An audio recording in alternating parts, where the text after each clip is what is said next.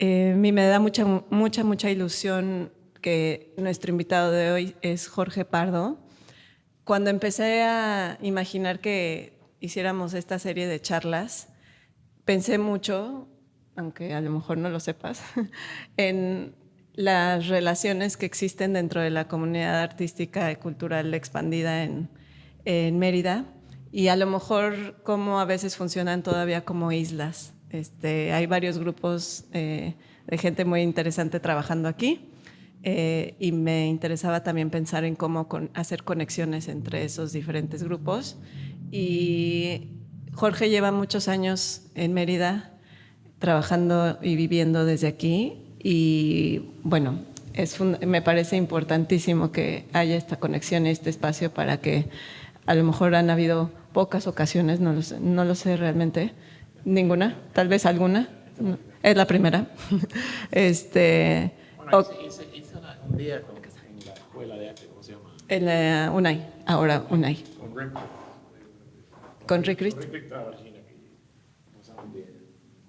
Pero eso es lo único que hemos hecho. Sí. ¿Este está prendido?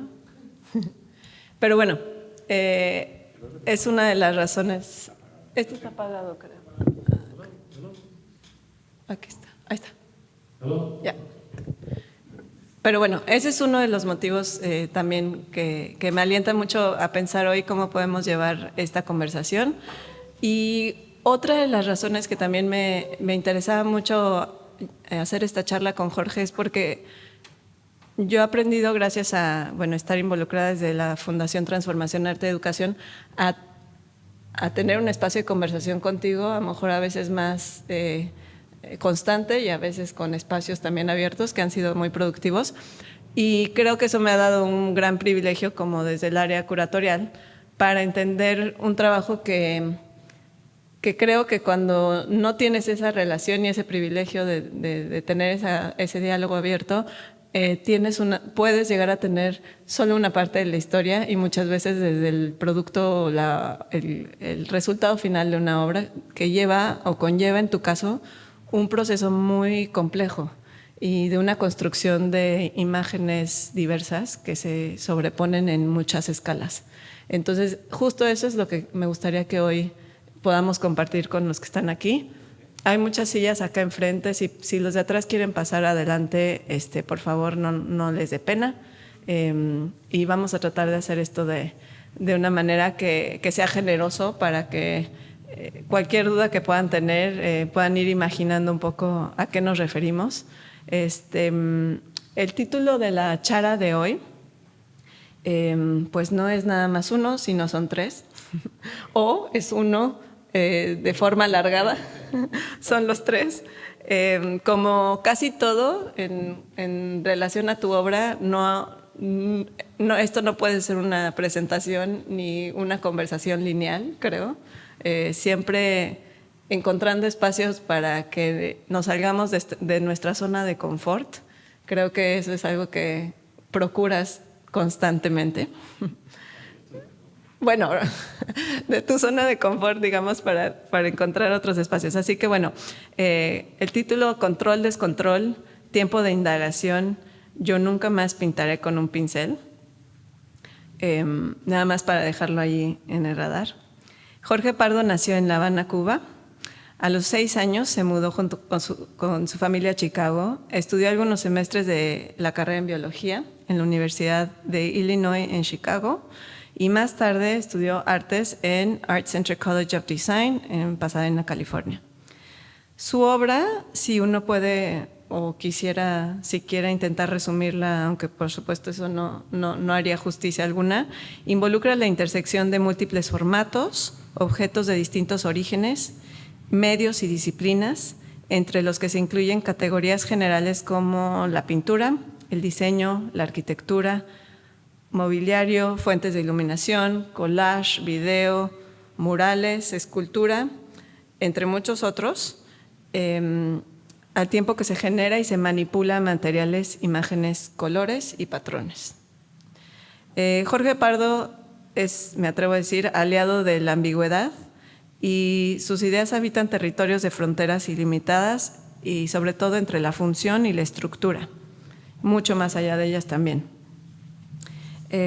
Quizá no sea redundante decir que un denominador recurrente, también lo digo esto por aquellos que conocemos o que conocemos un poquito menos su trabajo, la manipulación de imagen en digital. Eso suele ser algo constante que predomina o ha predominado a lo largo de diferentes procesos, como algunos que vamos a revisar hoy. Y esa manipulación digital termina por migrar en algunos casos hacia un proceso que más adelante termina siendo un trabajo muy artesanal, muy manual también, de alguna forma. Entonces siempre es este salto constante entre lo que a veces imaginamos como posibles polos opuestos. Así que también, bueno, lo industrial y lo manual son fundamentales, así como los colores, si habría que definirlos de alguna forma, colores brillantes, el uso de materiales de distinto origen, incluyendo algunos muy comunes que podemos encontrar en situaciones alrededor de nosotros, otros de procesos industriales y algunos más, inclusive de proveniencia pues más de un entorno, digamos, natural, que se entremezclan en una sola obra. Pardo ha recibido importantes reconocimientos, incluyendo el MacArthur Fellowship Award en 2010 y el premio del Smithsonian American Art Museum en 2001. Bueno, para iniciar me gustaría a lo mejor recordar una pregunta que anunciábamos ya en la invitación de esta charla. Creo que al menos para mantenerla constante en nuestras cabezas y nuestro pensar a lo largo de esta conversación, y tiene que ver con qué tipos de imaginación requieren los espacios y los objetos para ir más allá de lo que solemos considerar, ir mucho más allá de lo que solemos considerar. Y bueno, para no ser lineal, me voy a al tercer título de esta charla, al tercer posible final. Yo nunca más pintaré con un pincel. Sí, perfecto. Ok. Buenas tardes, buenas noches. Muchas gracias por venir. Un placer estar aquí con Dani, con ustedes. Y tenemos una presentación que consiste de una obra de los años 80 y obras de una exhibición que hicimos el año pasado. Y con esas obras estamos tratando de ver si podemos hablar un poco de la estructura lógica de cómo yo pienso la obra y cómo yo pienso las condiciones y las relaciones significantes de lo que yo hago. Yo soy un artista que mucha gente piensa que es un diseñador, un arquitecto y otras cosas. La formación mía es de artes plásticas. Un poquito más aquí, perfecto. La formación mía es de artes plásticas y todo lo que yo hago yo considero como una exhibición en algún sentido. Y si no exhibición, por lo menos una presentación. Algo que está en inglés que dice on display. Yo crecí en los Estados Unidos, nada más que fue el kinder en Cuba, así que yo hablo español, pero el vocabulario mío fuerte es americano, es inglés, así que de vez en cuando hablo disparates en español y perdónenme por eso. Así que, pero vamos a ver cómo llevamos esto, ¿ok? Vamos a empezar con el primer imagen, ¿ok? Ve para atrás. No. Esta es una pieza que yo hice en el año 86, 87. El título se llama AO y lo hice cuando yo estaba en la escuela todavía. Y es un ¿cómo se dice? Un búho, es un búho. Y estos son los búhos que se venden en los Estados Unidos para las casas de suburbio, que las personas están creciendo tomate o cosas, hierbas y para que los pájaros no le coman esas cosas que están creciendo en su huertita pequeña de los suburbios americanos. Y la ponen ahí, los pájaros cogen miedo porque las búhos son pájaros predatorios y y se protegen las calabacitas y los tomates y todas esas cosas. Anyway, yo en ese tiempo estaba muy interesado en la fotografía, pero fotografía pensada un poquito diferente. La fotografía pensaba en el sentido de que cómo se puede deshacer la relación del sujeto y el objeto de la imagen y cómo esa línea de cuestión puede hacer una cosa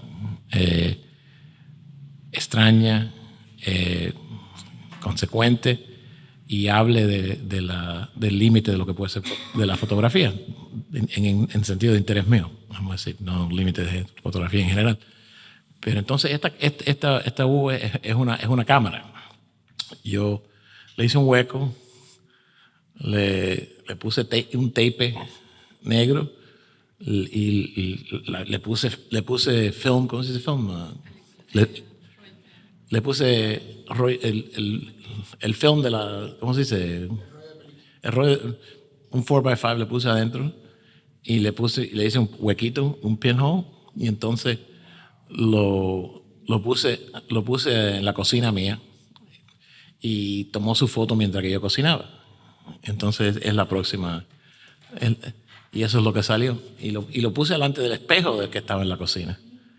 Entonces lo que está reflejando es la cocina en el espejo. Y hice muchas de estas cámaras diferentes, de objetos. La hacía de cosas así, hice una de un jamón una vez. Tú sabes, diferentes objetos que normalmente, de cámaras que normalmente están alante de la cámara. Yo quería moverla para la parte de atrás del proceso de la construcción de la imagen.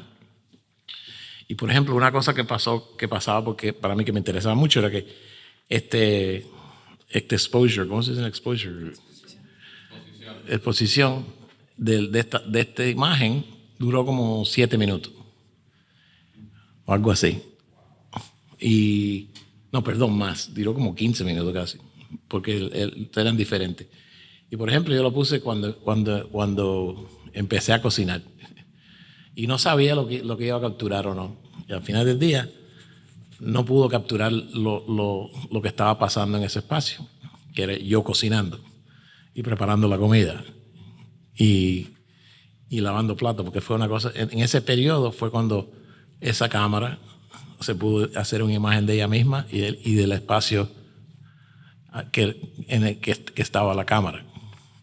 Y para mí eso es súper interesante porque empieza a romper la idea de que la foto es un documento real del tiempo. Tú sabes, muchas de las ideas en esa época de la foto que era como que la foto es lo último que quedaba en el arte, que de verdad tenía una relación orgánica, literal, al tiempo. Y con este proyecto yo pensé que yo pude como dividir y escarbar los problemas de esa noción de la realidad de la fotografía. Que la fotografía al final del día, especialmente producidas, concebidas, conceived en esta manera, toman fotos de nada en vez de tiempo. Porque al final del día el contenido de lo que estaba ahí y lo que ¿cómo se dice? Witness. Testigo. La cámara no tenía la capacidad de ser testigo de lo que pasó en ese lugar. Con una convención muy básica, muy básica, con un entendimiento de que las cámaras de pinholes, ¿cómo se llama? Pinhole cameras, necesitan mucho tiempo para el exposure, para la exposición. Y entonces, ¿qué pasa? Que la imagen lo que produce más bien son como historias, anécdotas del fracaso del proceso, más bien que nada. Y yo empecé con esta porque para mí es interesante que ustedes, o yo tratar de hacer explícita la idea de que a mí una de las cosas que siempre me ha interesado mucho es cómo el sujeto se forma y se deforma y cambia entre el sujeto, el objeto, y cómo esa relación, que es casi científica en la tradición estética, es algo que puede ser formada, reconstruida, como plasticina, vamos a decir. Que ese es un espacio que uno puede traer al espacio de la escultura, que la puedes cambiar, tú sabes, la puedes formar, puedes empezar a... Y para mí, los proyectos siempre tienen esa calidad, que pertenecen a esta tradición, o esta metodología, pero aspiran a hacer otras cosas. No sé si entienden o si estoy claro, y perdona si no. Pero, ok. Entonces lo que vamos a enseñar ahora es una exhibición que hicimos este año en Berlín. El año pasado, perdón, yo estoy todavía en el año pasado. Y entonces, es una exhibición que la hicimos aquí en Mérida. Tuvo que ver mucho con Mérida, porque las imágenes que salieron, las lámparas no tanto, las esculturas, fueron cosas que se hicieron aquí y los materiales salieron de aquí. Fue una exhibición de pinturas, esculturas, de lámparas y títulos. Pero los títulos no eran títulos, eran títulos raros. Así que puedo empezar. Y vamos a empezar con el título de la exhibición. Vamos a correrle y después yo explico. Lo que vamos a ver es el título de la exposición.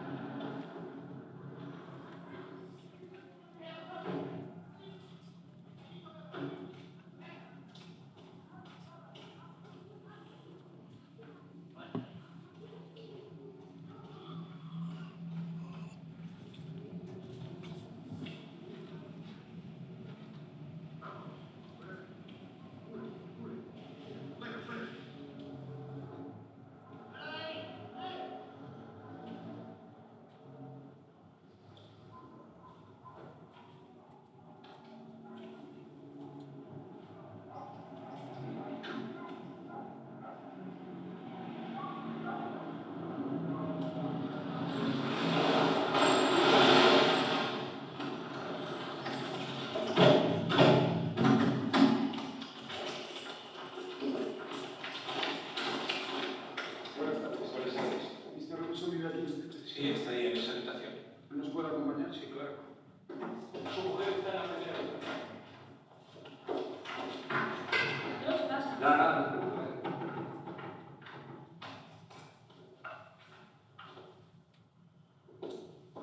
¿Qué hacen ustedes aquí? Venga, levántense y fuera de aquí. ¡Fuera! ¿Qué?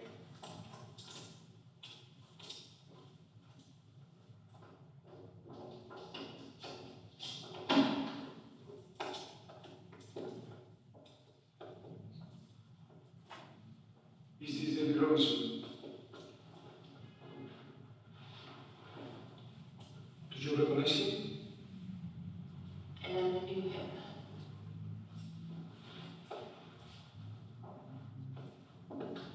Did you recognize him? Yes.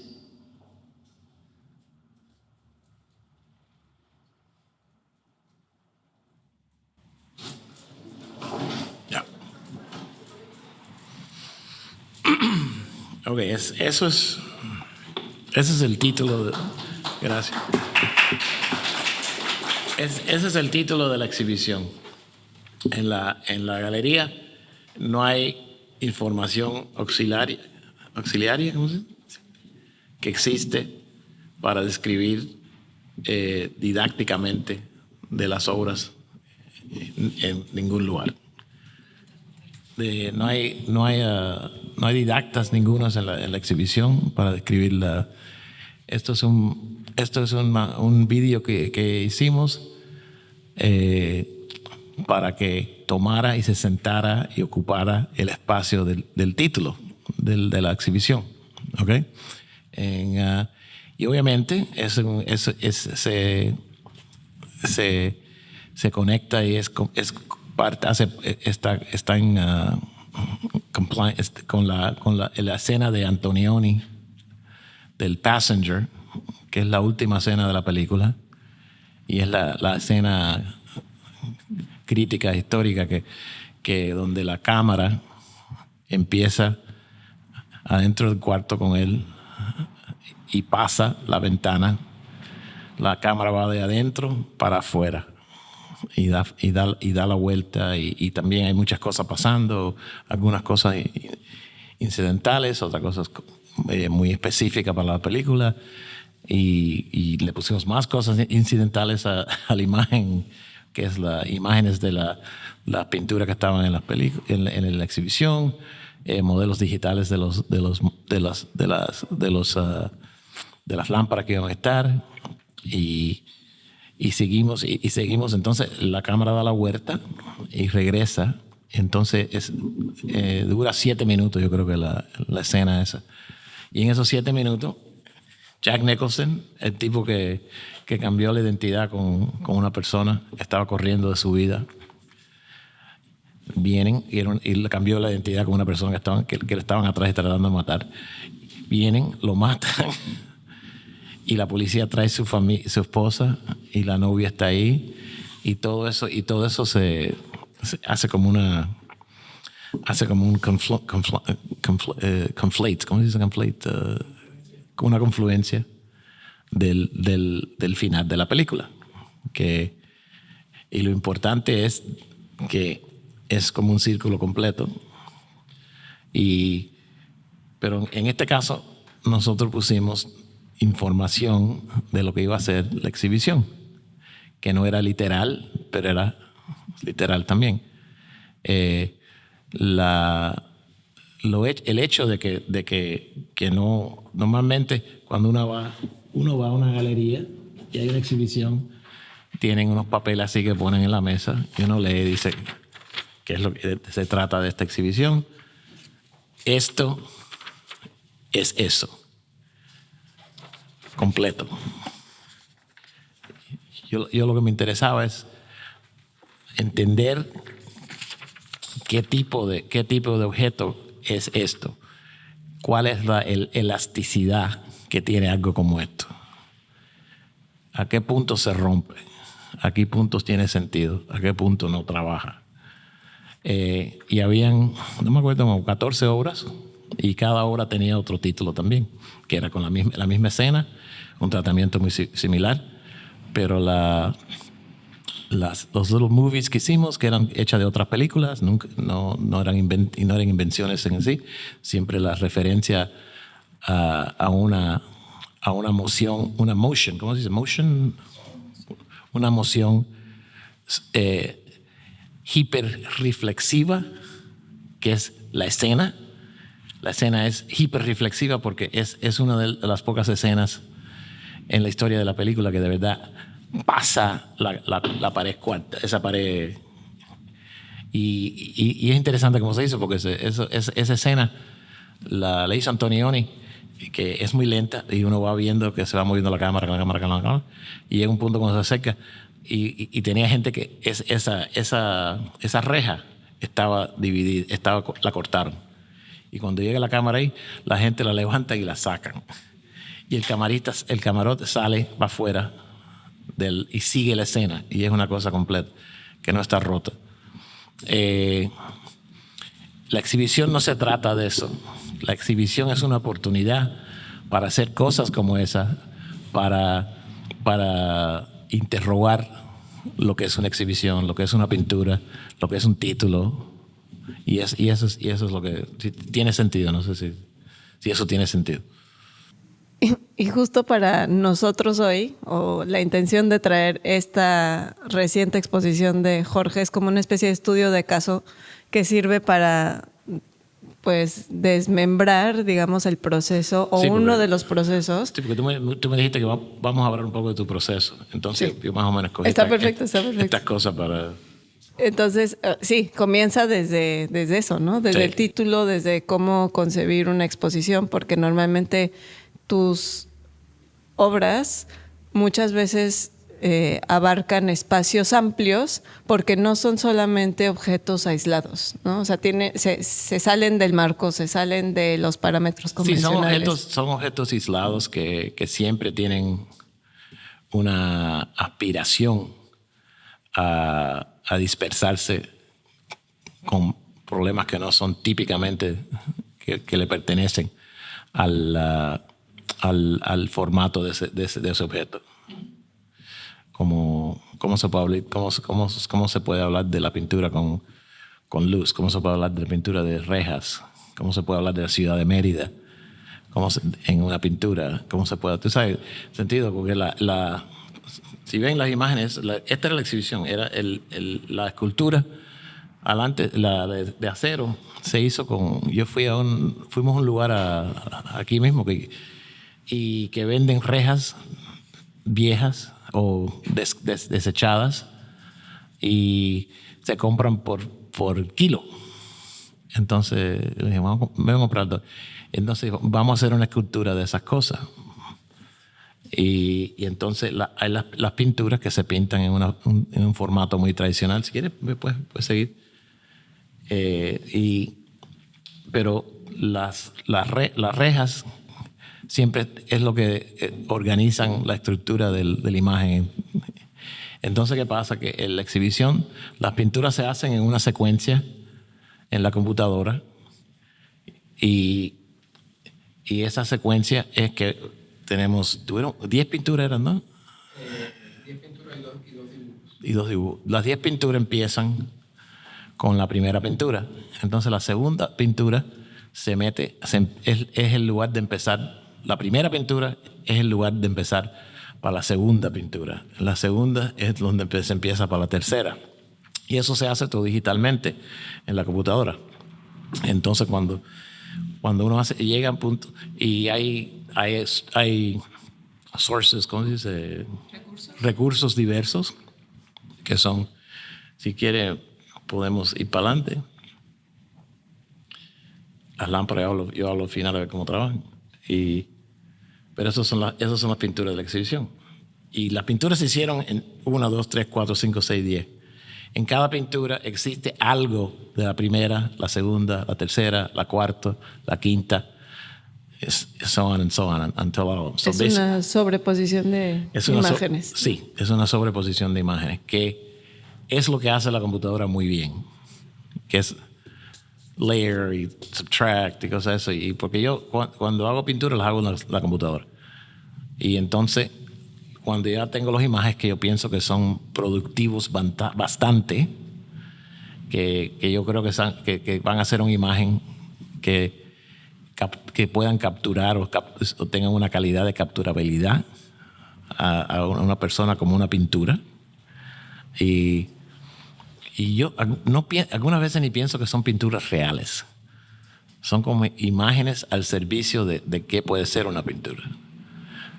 En sentido. Y Entonces, perdón que te interrumpa, pero podemos regresar un poco a la foto, el proyecto del búho y la fotografía, porque tu archivo, y eso es algo que creo que pocos conocen, es el lugar de los recursos de donde la mayoría, así como encontraste las rejas, y las rejas fue un elemento fundamental para todo este proyecto. sí, pues la reja me hace pensar de Antonioni, me hace pensar cómo encuentro una estructura interesante para poner esto en play. Tú sabes, poner este juego que es un poco de mindfuck, pero no.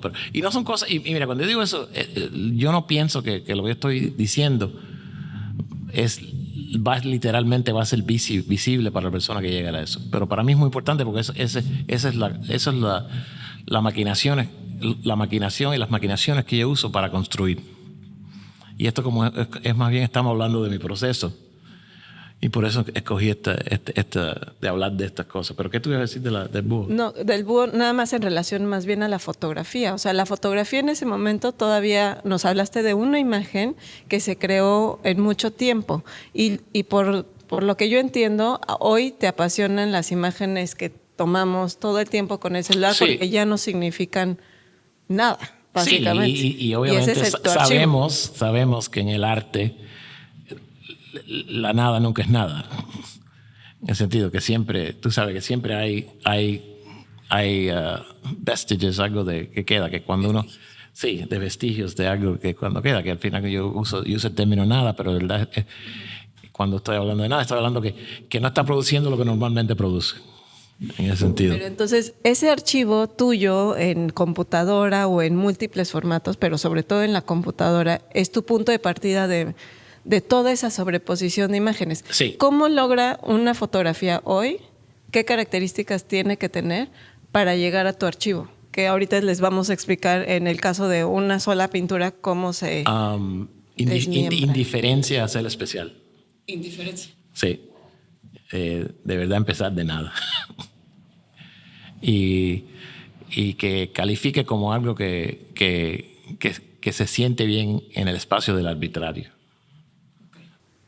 Justo eso es lo que más me interesa de hoy, porque si los que tienen muy fresca alguna imagen de alguna obra o de un espacio, de un ambiente creado por Jorge, lo que nos llevamos como espectadores es una estética que sobresale dentro de todo lo que estamos acostumbrados. Es muy abrumadora, es enriquecedora. Bueno, puede ser lo que cada quien queremos o pensemos que es, pero es muy particular y es muy tuyo.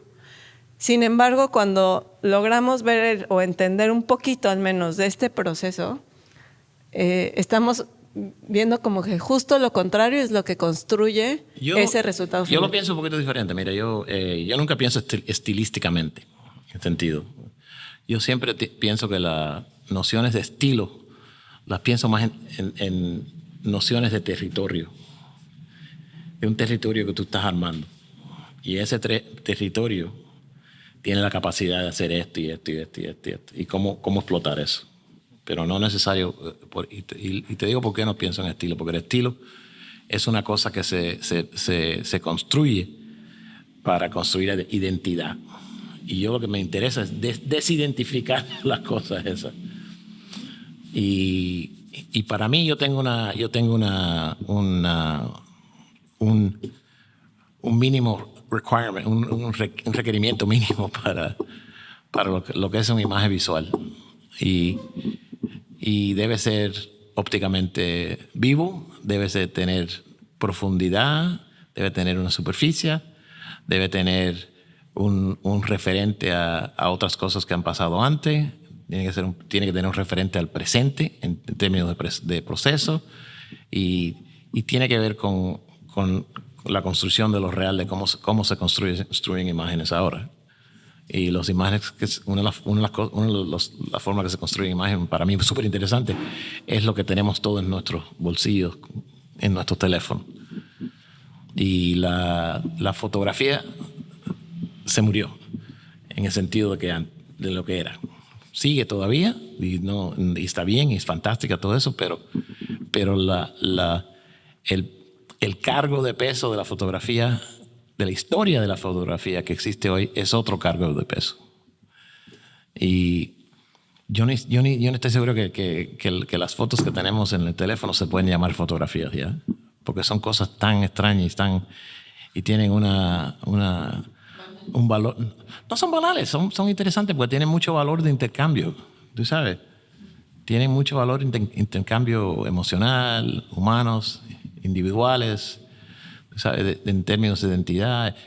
No es normal que aquí en esta habitación nosotros tenemos 100,000 imágenes sin pensarlo. Eso nunca ha pasado. ¿Okay? Que estamos cargando con nosotros.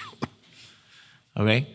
Eso no es normal en términos de la historia de la fotografía. Si va a haber, tú sabes, aquí cada persona aquí tiene el teléfono y el teléfono tiene 3,000 imágenes.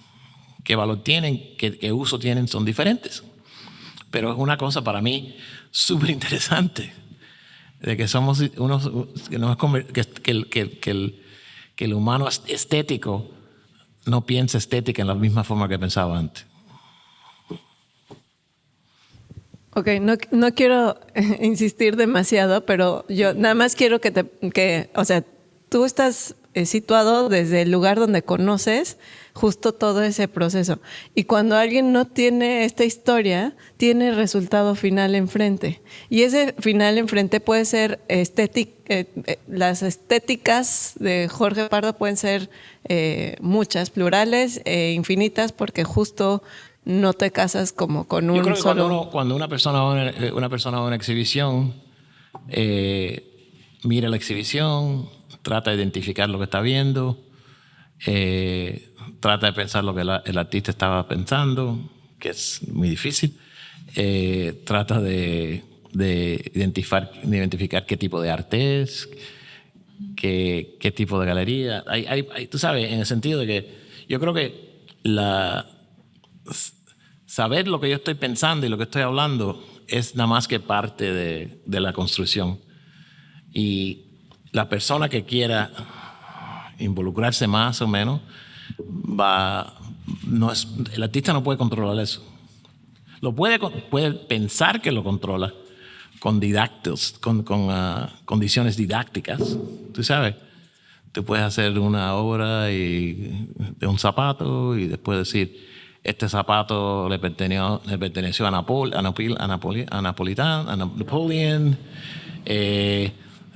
Lo tenía puesto cuando perdió en Rusia.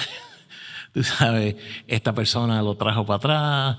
Esa persona a lo mejor no era blanco, a lo mejor era del norte de África. Tú sabes, esas cosas todas son posibles. Pero mi proyecto no es producir claridad. Mi proyecto es producir oportunidad para que uno se pierda. O sea, esa idea de que un objeto, un poema o algo maneja el espacio de estar perdido es super interesting to me. Pero hablar del proceso de tu trabajo tampoco te incomoda. O sea, no es que te fuerce a ser narrativo sobre un trabajo que tú crees no narrativo. No, yo no pienso eso. Porque al final del día, el narrativo no existe en la obra. El narrativo existe en el dialéctico. Tú sabes, existe en lo que tú y yo hablamos, en lo que esta persona hablamos, en la forma que esa exhibición se representa. Se pone en una revista, se pone en el internet, se pone en un YouTube channel, esa es la gasolina de verdad del narrativo existe ahí. Yo no pudiera, ni si quisiera, controlar eso. Bueno, el proceso abierto creo que es increíblemente interesante y no sé si tiene que ponerse en contrapartida contra el resultado final. Es es un todo al final del día, ¿no? Sí, Entonces, mira, para mí las obras son cosas de usar para pensar. No son objetos conceptuales. Tú sabes, no pertenecen a esa historia de la dissonance, ¿cómo se dice? La disonancia entre la pintura hecha a mano y la obra que es un texto, o de que la obra que es un concepto. Eso no es el problema. El problema es cómo uno sigue haciendo cosas que son estéticas, que son cargadas con la tradición estética, pero cómo los problemas visuales que son reales se pueden pasar por eso y se convierte en un vínculo muy interesante para pensar. Por eso que yo dije hace como 10 minutos, yo algunas veces pienso que hasta estas cosas ni son pinturas, son otras cosas. Y está bien, así deben ser, tú sabes. No es y por eso me gusta que las cosas que sean cosas que estén adentro del repertoire, ¿cómo se dice repertoire? El repertoire de lo que es un objeto de arte, que esté afuera de eso, que esté entre medio, que son cosas diferentes. Debemos enseñar la exhibición. bueno, ya sé, lo que sigue ya es la obra que escogimos. Ah, sí. ¿Sí? ¿Quieres verla? Sí, pero sí, tenemos que... Otra vez. Pero para que vean el show, por lo menos. Bueno, entonces, para que vean, yo para atrás de yo nuevo. estoy hablando de estas dinámicas, pero al final del día todas estas dinámicas le pertenecen a una exhibición.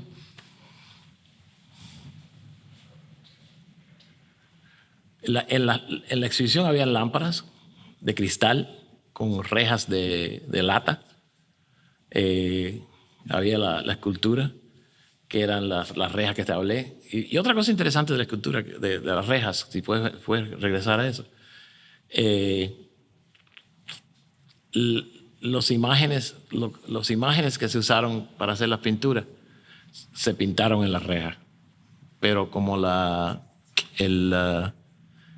reja no tiene la habilidad de ser bastante plana, nada más que la parte de la pintura nada más que existe parcial en la reja, pero la aspiración de la reja es la misma aspiración que tiene un canvas, pero es imposible.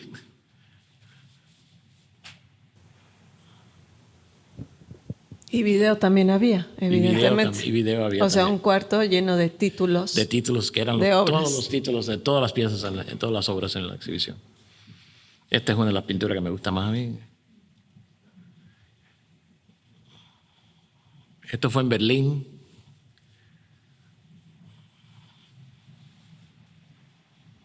Y los títulos estaban en un cuarto, así que había la implicación de que los títulos estaban en un espacio diferente.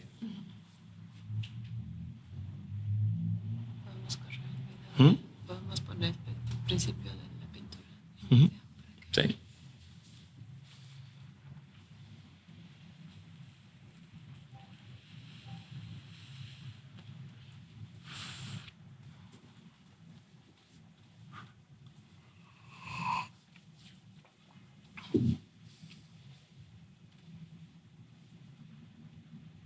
Y como yo hablé, todas las pinturas son un aggregate, que es como una agregación. Dice Que se suma. Son una suma. Una sumatoria. Son sumatorios, son basically que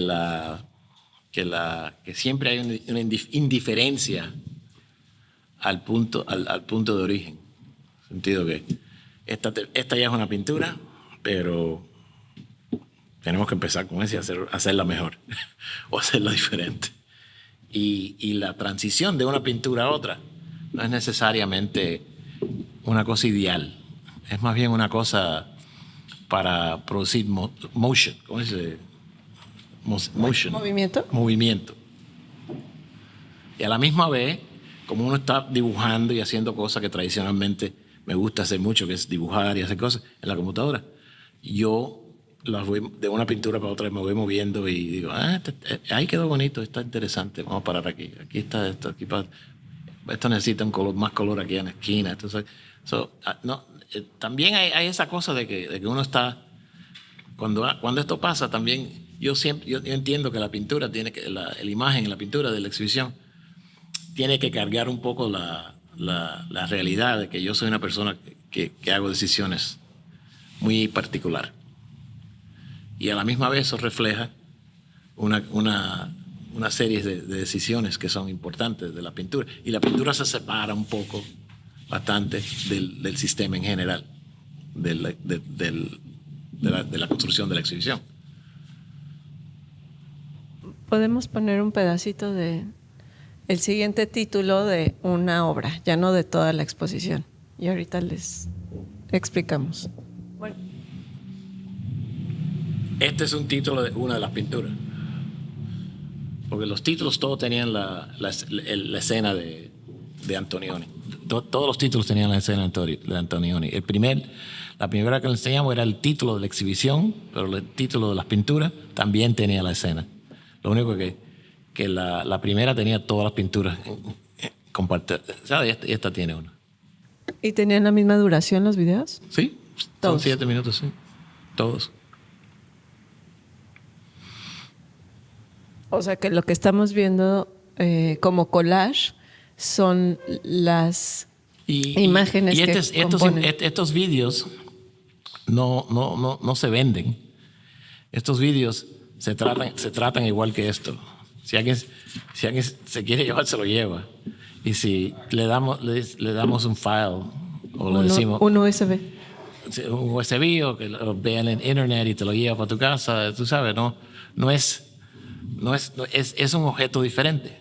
Igual que los títulos son objetos diferentes en relación a las obras de arte.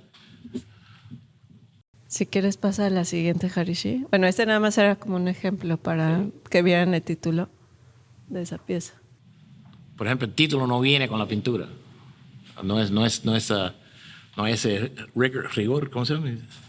Rigor, ¿cómo se dice rigor? No es una cosa que tiene una relación rigurosa a la pintura.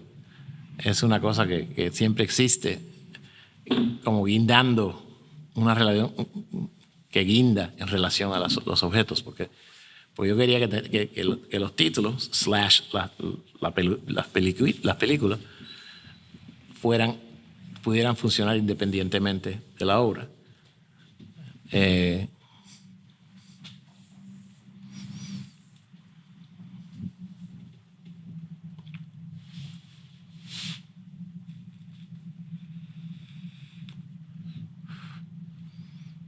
A mí me gustaría hacerme ¿cómo se dice? Alguien que hace películas, ¿cómo se llama?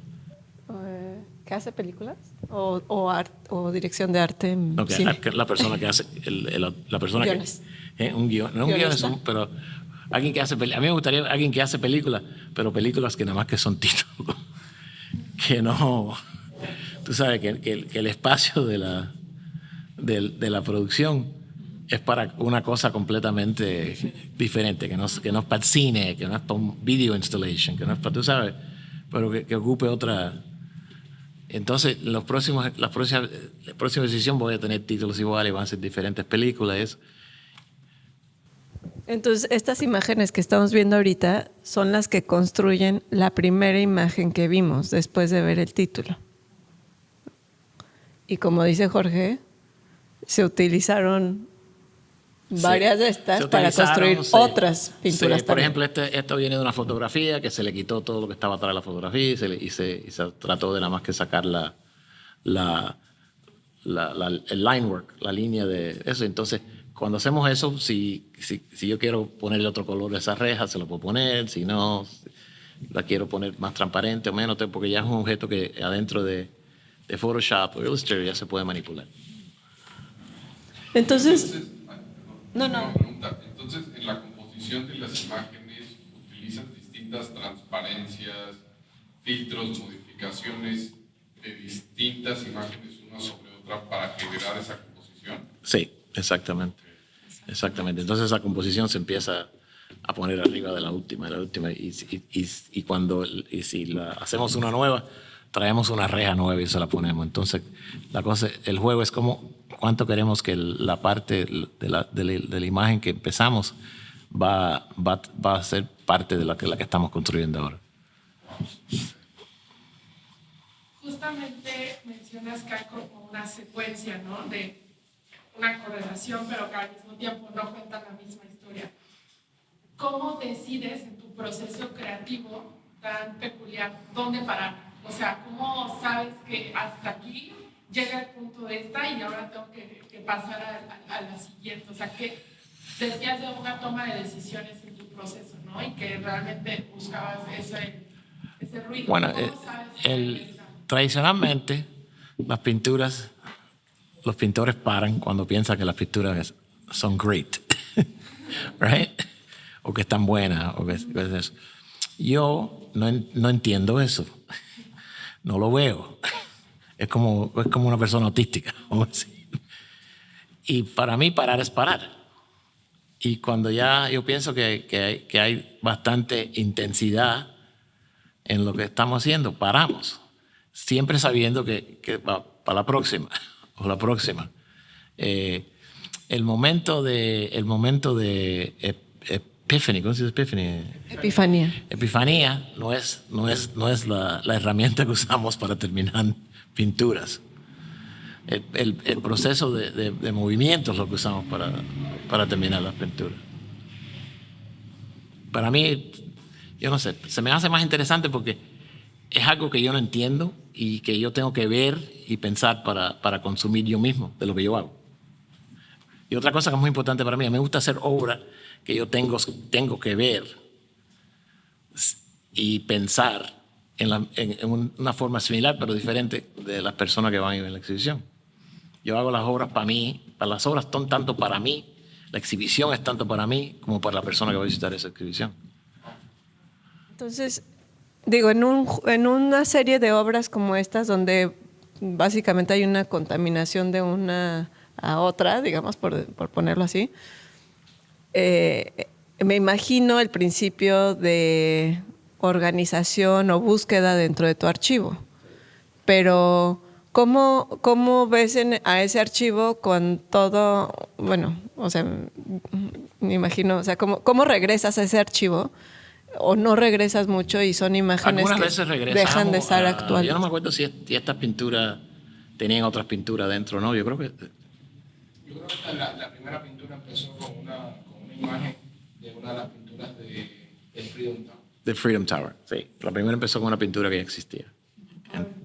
Entonces, esa es the kickoff, and then you start. Pero sí usamos pinturas, imágenes y dibujos y cosas así que existen. Y las retroactivamos en otra forma. Y esto es un juego. Al final del día, pintar, es un juego para adultos. O sea, no es... y lo más complejo, generalmente lo más interesante. Y hay principios o valores, por llamarlos así, para esa organización, porque sí llega un punto seguramente donde necesitas recurrir a la secuencia ya de la producción, a la secuencia del montaje. Hacemos tantos cambios. Le puedes preguntar a Sol, que Sol y yo las dibujamos juntos, porque él está aquí en Mérida, estoy en Nueva York, y Sol y yo las hacemos, y él está yo le mando imágenes a Sol. Le mando imágenes, le digo, dale esto. Entonces nos ponemos juntos y entonces vamos a hacerle esto, y hacemos Zoom. Entonces él me da control del software y yo entonces hago los movimientos y eso, y al final del día y algunas veces hasta jugamos y decimos, solo una pintura, vamos a ver cómo es. Y siempre se pone, yo no sabía que iba a cambiar tanto. Sentido. Tú sabes, es bien divertido, es bien interesante porque es una construcción rara. Es una construcción que trata muy bien de existir afuera de una ideología, vamos a decir. una ideología rígida. Pero la cuestión de parar, que es una cuestión súper interesante en este trabajo, es algo que a lo mejor va a sonar irresponsable o indiferente, pero no lo es. Parar es parar, y parar es la cosa más importante que hay cuando uno hace pintura. Es parar, decidir cuándo ya está hecha. Y no importa si lo haces irónicamente, no importa si lo haces, te estás jalando los pelos por un mes, eso no importa, pero al final del día lo que importa es que paraste. Antes de parar, hay otro elemento que creo que es muy importante en el comprender estos momentos de tu proceso. Y tiene que ver también mucho con algo que mencionamos al principio de una producción, por llamarla así, no sé si es el término correcto, entre industrial y el nivel de tecnología, al menos por la imagen digital que está involucrada en el proceso. Y eso quiere decir que en tu taller hay varias máquinas que normalmente un artista no tiene tan a la mano. O sea, comisiona un trabajo a una compañía, ¿no? Si necesita un corte láser de cierto tipo, y le regresa un objeto, y sobre ese objeto seguramente siga trabajando o lo incorpora a una escultura o yo qué sé. Pero tú tienes todos esos materiales en el estudio y es fundamental. Yo tengo máquinas de CNC en el taller, tengo 3 láseres, tenemos muchas computadoras y yo tengo lo que uno puede decir que es un fabrication studio, pero es para mí, no es para afuera, es para mí.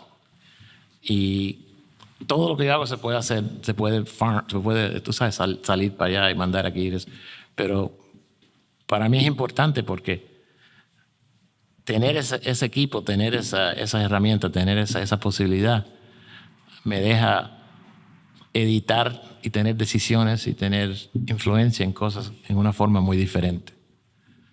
Es la diferencia entre estar adentro de un proceso y afuera de un proceso. Hay cosas que hacemos en el taller que dice, esto no es como usted lo quiere, y no está saliendo bien. Le dice, no, está saliendo perfecto. Tú sabes, y por ejemplo, tenemos un pintor que es muy nervioso y pinta cosas y él piensa que no le salió perfecto o algo de eso, pero algo interesante salió de ese error o eso es. Y le digo, no, vamos a dejarlo y quita toda esta parte que tú. Sí, pero me pasé una semana pintando eso. No te preocupes. Tú sabes, si no tienes eso en el taller, no puedes hacer eso. Tú sabes, no existe ese espacio para agilizar ese tipo de editing. ¿Cómo se dice editing? De editar. Y para mí es muy importante. Yo siempre tenía un taller. Yo nunca no tenía un taller.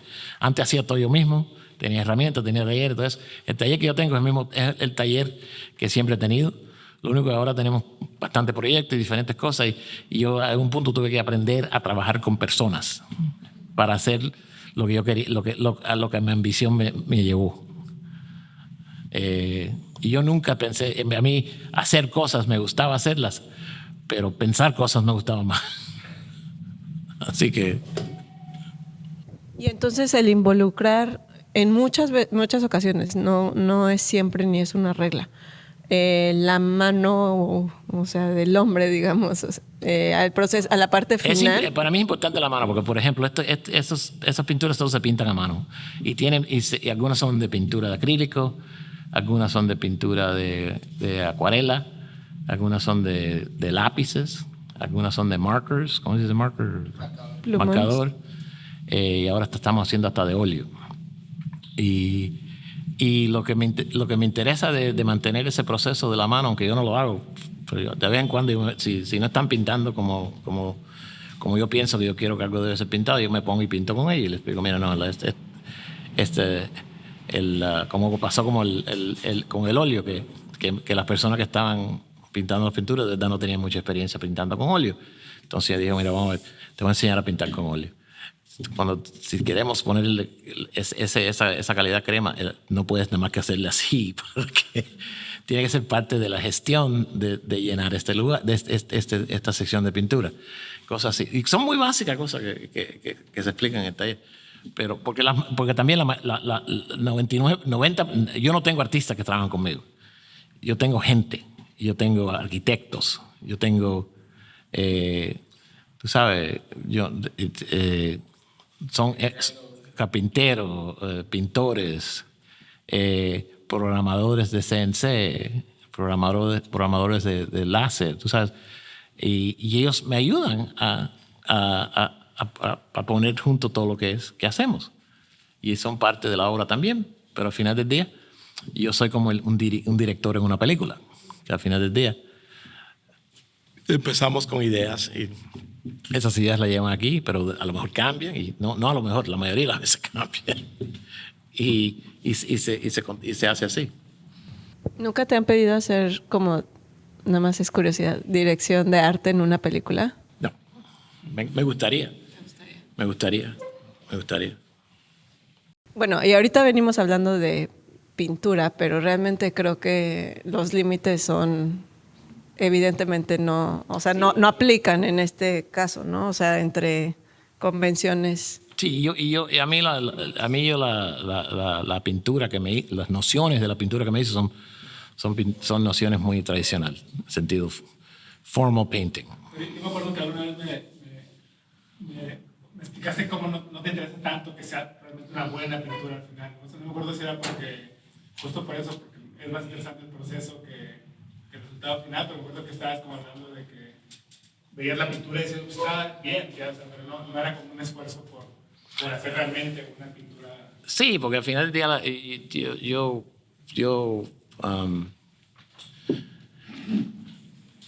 yo pienso de la pintura más como una imagen que una pintura. En el sentido, una pintura viene cargada con la historia del formalismo, de la construcción, que es muy particular. En los Estados Unidos, Greenberg nos enseñó a cómo entender la noción de cómo una pintura es buena y cómo no es, cuáles son los límites y delímites, tú sabes, Greenberg, delimiting the limits of painting, tú sabes, cosas que a lo mejor trabajaban hace 80 años, hoy en día no tienen el mismo caso. Entonces, para seguir haciendo imágenes, yo pienso, no sé, soy yo nada más, obviamente, es que fuera una estructura interesante, que invoca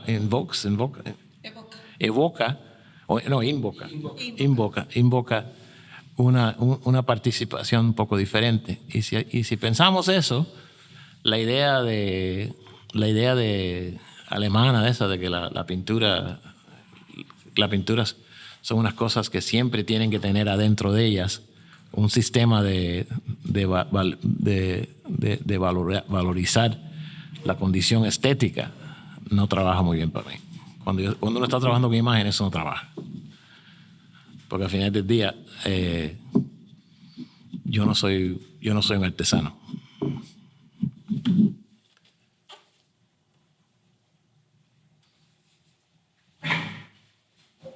¿Alguien quiere hacer alguna pregunta? ¿Alguien más?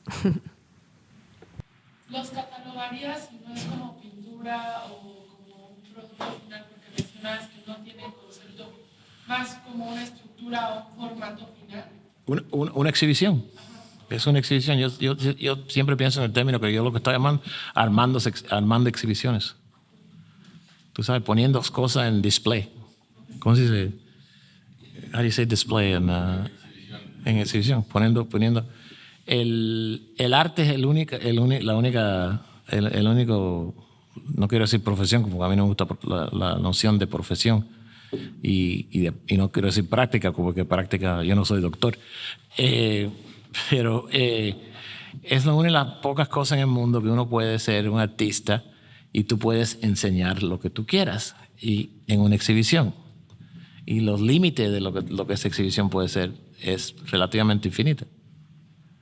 Y la cosa es tratar de optimizar eso un poco. ¿Y tú prefieres o sea, te acomoda más ya sé que hablar de conceptos no es necesariamente lo más interesante justo por todo lo que estás diciendo, pero exhibición que instalación? Sí, instalación a mí no me interesa, no me gusta instalación, porque la instalación es como un atento desesperado de tratar de salvar la noción del objeto del arte. ¿Tú sabes? La instalación es una cosa que tiene que quedarse junta para que sea la instalación. Por ejemplo, todas las piezas que están en exhibición are for sale. Y esta estructura que yo estoy hablando is available to its own destruction. The relationship, all those relationships are very, they're designed to be taken apart. Están diseñadas que se deshagan. Una instalación generalmente no es así. Una instalación es una cosa que se considera que la única diferencia de una instalación y una pintura es que la pintura, los límites de la pintura está aquí, cuesta 4 y la instalación está aquí, pero sigue usando la misma noción de límites. Tú has diseñado concebido y pensado y generado muchos espacios. Sí. Que tampoco, o sea, como exhibición o no, finalmente también tienen una función muy práctica como casas, hoteles, Sí. Espacios de recepción de museos o lobbies, por llamarlo de una manera muy burda. Sí. Y eso es justo, creo que donde sería interesante también dejar parte de esta conversación. Podemos terminar, tú sabes lo que podemos terminar, no sé si tienes el internet ahí. Sí. Podemos terminar con la casa de Moca. Que esa ¿no? Una pregunta antes de terminar. En el proceso de desarrollar estas imágenes, ¿qué tanto es un free-for-all y dive into the rabbit hole? ¿O tienes algún proceso, algún sistema que te vaya guiando, con el que empieces el desarrollo de cada obra? Para mí el principio de organización del proyecto, de la exhibición, si lo vamos a ver así, es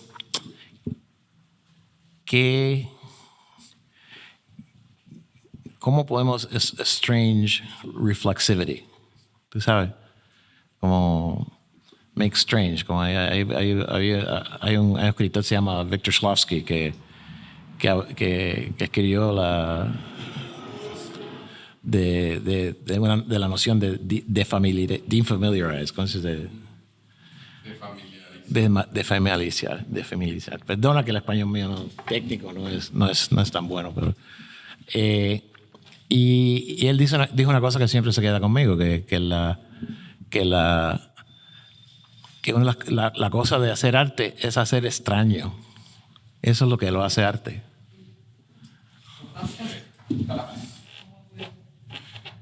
Muy bien. Muchas gracias. ¿Es un video?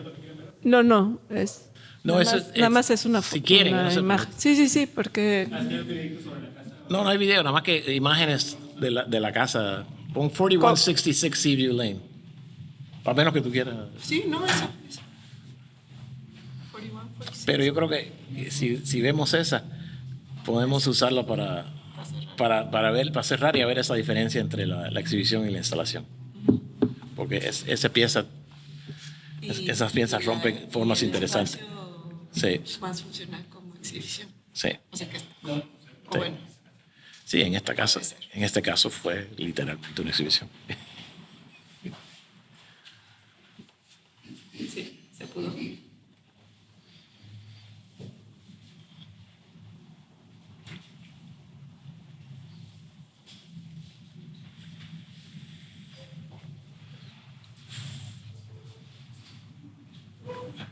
Yo no hice esa luna. ¿Sí? Yo no. Tampoco es del archivo. No es el archivo.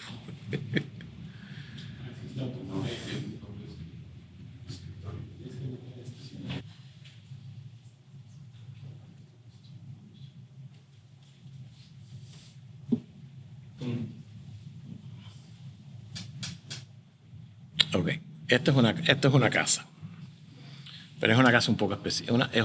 Esto es una casa, pero eso es una casa un poquito especial. Sí. Esta casa yo la hice en el año 98. Esta casa se hizo en la ocasión de una invitación de una exhibición que me ofrecieron el Museo de Los Ángeles en el año 93. Y era una exhibición que le daban a artistas jóvenes, que era lo que le decían un project space, que es unos espacios que en los años 90 empezaron, que son raros y tienen su política rara, que no los voy a aburrir con eso. Pero anyway, y yo en vez de hacer una exhibición en el espacio, yo lo que dije, yo quiero hacer una casa. Y entonces la curadora dijo, oh, fantastic. Entonces me demoré 5 años en construyendo la casa. Los del board del museo no querían que le hiciera porque dos escribieron cartas y dijeron, we don't want to give money to an artist to make his own house. Okay. Y no estaban dando nada, me estaban dando $30,000, que en Los Ángeles eso no te compra nada. Pero yo la casa la hice 90% con dinero mío, pero seguimos la trayectoria de la exhibición. Y cuando la casa se terminó, la semana después, entonces abrió la exhibición. Y la exhibición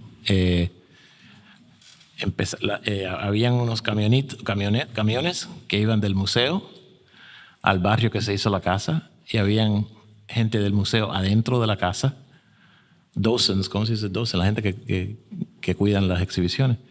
La misma gente del museo estaban en la casa y uno venía y se montaba en la guaguita, como decimos en Cuba, en el camión, y ibas a la casa y consumías la exhibición de Jorge Pardo.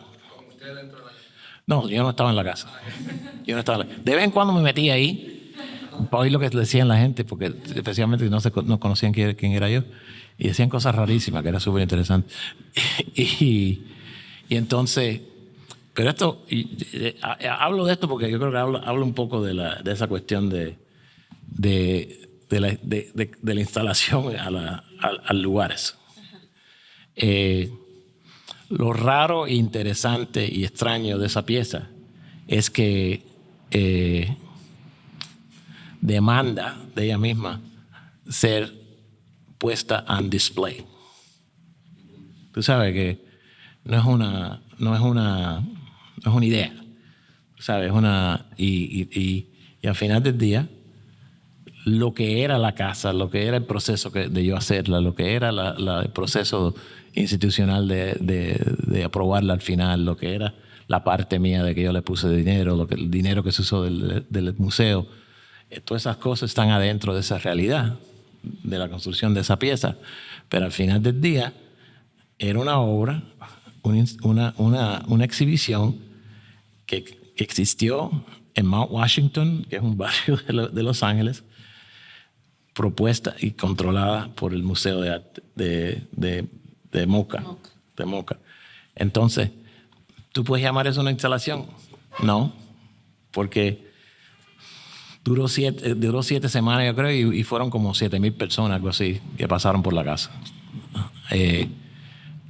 Y no puedes decirlo tan fácil, porque 4 semanas después que terminó la decisión, me mudé y me ocupé la casa. Y era la casa mía.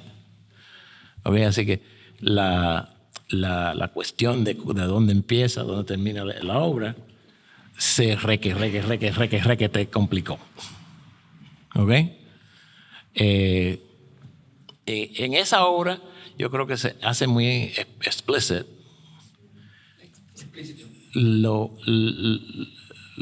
abierto y lo complicado que puede ser pensar de ser artista que hace exhibición. ¿Y cómo haces para, después de haber hecho un espacio como ese, en tu afán constante por el reto y el espacio, digamos, incómodo, que es el que más te acomoda a ti, para continuar diseñando espacios que tienen función, pero que a lo mejor no tienen toda esta gama. O sea, ese proyecto yo creo detonó un montón de otras situaciones, y de hecho allá atrás dejé un libro reciente tuyo que junta varios de proyectos de ese tipo, sí, por decirlo así. Pero yo lo veo así, mira, yo creo que esa obra empieza un contexto muy especial en la obra, ¿ok? Y los otros lugares / obras que he hecho como Tecó no pueden controlar, detener una relación parasítica a esa pieza. Y, en other words, la pieza trabaja tan bien que está dentro de las próximas. Y la cuestión de cómo, si es, qué tipo, el contexto de cómo se hizo, que una comisión es, todavía carga adentro la noción de ser exhibición. Sí. ¿Tiene sentido? Sí, absolutamente. Queríamos tratar de, a reserva de tomar algún comentario o pregunta, tratar de dejar aquí, incluso si quieres, Harish, pasar nada más a las últimas 2 imágenes que teníamos. Sí. Solo para dejar abierta la posibilidad de que, pues a lo mejor en un futuro nos volvamos a organizar y hacemos la parte 2 de este martes de charas para abrir el espacio a todo ese tipo de proyectos que son varios y que incluso en Mérida existen un par de intervenciones tuyas. Bueno, en Mérida y en Yucatán. Sí. Y bueno, es un universo que a lo mejor ha sido menos compartido porque son espacios personales, íntimos y demás, pero valdría mucho la pena, dado que estamos compartiendo tu trabajo y cómo se contamina desde una reja de este circuito y llega una exposición en Berlín a otros espacios, pero bueno. Si tienen preguntas, con gusto I entertain them. So, y si no, muchas gracias por venir. No importa, no te preocupes tanto. Pero si alguien quiere aprovechar y... Sí. ¿No? Vale. La casa en la que hiciste parte ya estaba construida arquitectónicamente y tú nada más interviniste con la parte de estilismo y de interiorismo, ¿o fue un conjunto? No, yo la hice de nada. Desde cero. Yo compré un terreno. Okay. Entonces me empecé a hacer research de cómo hacer casa. Y también yo estaba muy interesado también en ese periodo de la historia de la arquitectura doméstica de Los Ángeles, California, porque en Los Ángeles, California, Los Ángeles tiene una tradición de ejemplos de la tradición moderna, de la arquitectura moderna, que es más importante casi que lo que tienen las obras de arte que tienen los museos. Ha cambiado un poco más porque los museos han mejorado ahora, pero por ejemplo, si uno la historia de arquitectura en Los Ángeles que existe es una historia de arquitectura moderna de los años 20 para adelante, y hay muchos ejemplos todavía que están vivos y están en la ciudad y hacen parte de la fábrica de la ciudad.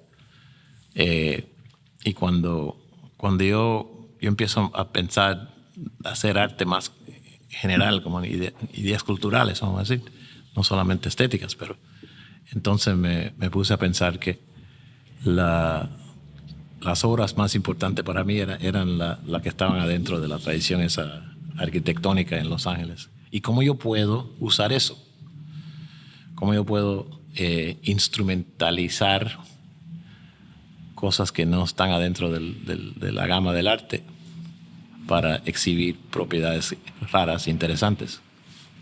Pero no, yo aprendí a hacer todo eso y la hice contra ti. Y ser arquitecto no es tan difícil. Es mucho más difícil ser artista. Porque los arquitectos por lo menos van a la escuela. Son buenos o malos arquitectos, pero todos los arquitectos pueden trabajar. Siempre hay un trabajo que le espera a un arquitecto, o más interesante o menos interesante. Pero 99% de los artistas salen de su educación y no tienen nada. Hasta un arquitecto aburrido de dibujando excusado en edificios le pagan y tienen una vida. Pues supongo que es más que obvio ya que dijiste que más nunca vas a utilizar un pincel. Porque ¿De qué? Más nunca vas a utilizar un pincel para pintar. No, eso es... Nunca lo has usado. O sea, ¿no? Yo lo usaba antes, o sea, me imagino. cuando era estudiante, y me gustaba mucho pintar. A mí las pinturas favoritas mías son las americanas de los años 50, de Abstract Expressionists.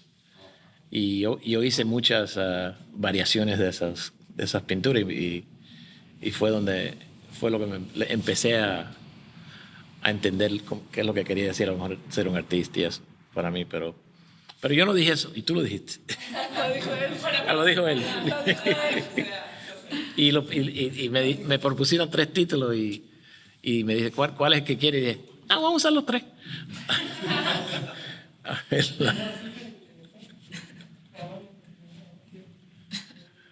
Así que, anyway. Pues muchas gracias por venir y nada, pasemos a seguir la conversación afuera. Tomar una cerveza. Gracias a ustedes.